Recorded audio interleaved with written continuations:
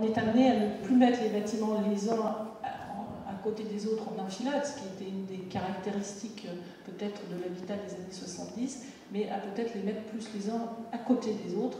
Je crois que cette réflexion méritera d'être portée et regardée attentivement par le service. En tout cas, c'est ce que nous leur avons demandé pour le règlement du PLU qui pourrait être modifié sur cet aspect-là des choses.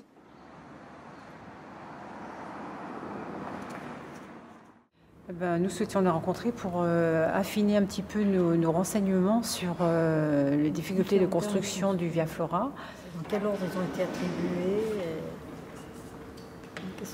Et donc, qu'est-ce que vous avez eu des réponses par rapport à ça? Eh bien, on a eu les différentes dates. On a eu. On doit prendre rendez-vous avec le service urbanisme pour avoir réellement les permis de construire, pour avoir vraiment les renseignements sur ces permis de construire, parce que comme le permis de construire n'est pas affiché, on ne sait pas quel immeuble se construit. Donc là, Madame le maire vous a donné la teneur de ces permis de construire ou pas? Elle ne les avait pas sous les yeux, mais on peut aller au service urbanisme les consulter. Donc c'est tout? Voilà. Et puis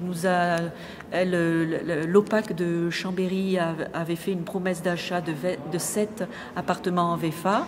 Et là, ils sont sur une possibilité de retrait de ces 7 VFA, ou serait aussi dans une possibilité de nous aider à obtenir une mutation d'appartements sur des appartements Via Flora.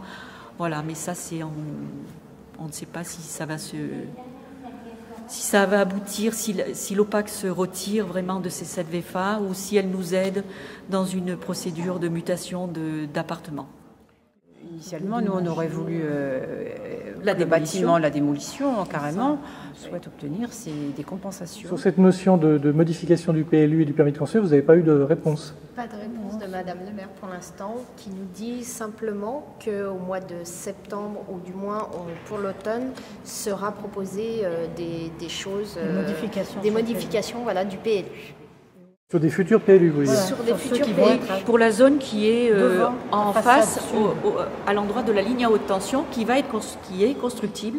Et donc, il va y avoir des immeubles à cet endroit-là. Et donc, on reste très vigilant pour qu'ils ne se reproduisent la même chose. Madame le maire a dit qu'elle n'a pas été au courant qu'il n'y aurait qu'un seul appartement, parce qu'elle n'a pas eu accès à nos contrats de vente et elle ne savait pas qu'il était prévu un seul bâtiment de 40 appartements, mais qu'aujourd'hui, elle n'a vu qu'un permis pour 2 bâtiments de 20 appartements chacun.